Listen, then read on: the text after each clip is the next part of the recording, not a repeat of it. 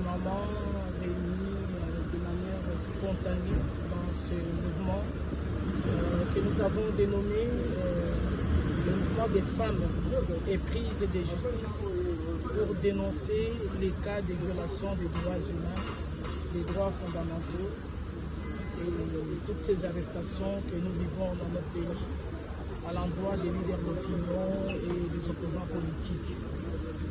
Et nous prenons le cas de Salomon Kalonda Idibela, c'est le cas le plus récent, le plus flagrant. Bon, il y a aussi le cas de Mike Lukebai qui a été arrêté, M. Fam Diongo, et aussi Daniel Safou, et tant d'autres que peut-être je ne vais pas citer ici. Alors, étant donné que nous vivons cette situation au pays, les femmes que vous voyez ici, elles représentent les différentes communautés. Les femmes de partis politiques, les femmes des associations de la société civile, les femmes de confession religieuse, les femmes au foyer, les associations des avocats et autres associations. Toutes ces femmes qui sont éprises de justice, elles ont réfléchi, elles ont dit non, il faut que nous puissions agir étant donné la situation qui prévaut actuellement dans notre pays. C'est pour cela que nous sommes là, nous sommes venus à la MONUSCO. Vous êtes venu déposer pendant un moment? D'abord, nous sommes venus pour rencontrer la représentante spéciale du secrétaire général, Bintou Keïta, qui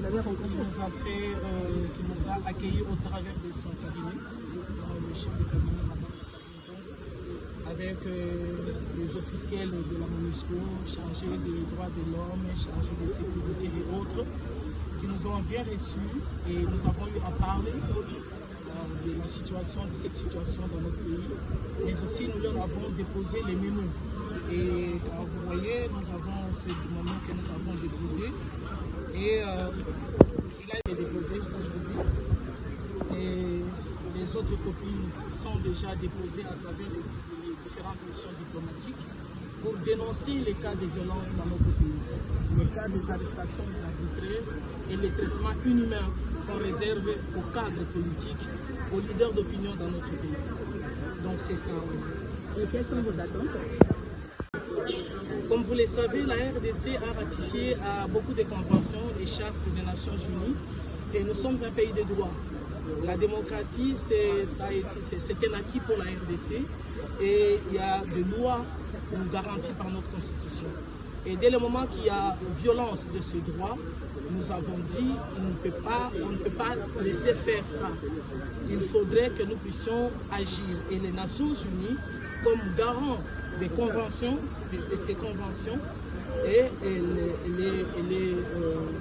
doivent être mises au courant, bien que de manière informelle, elles sont au courant de tout ce qui se passe dans notre pays, comme nous l'a dit d'ailleurs la chef du cabinet de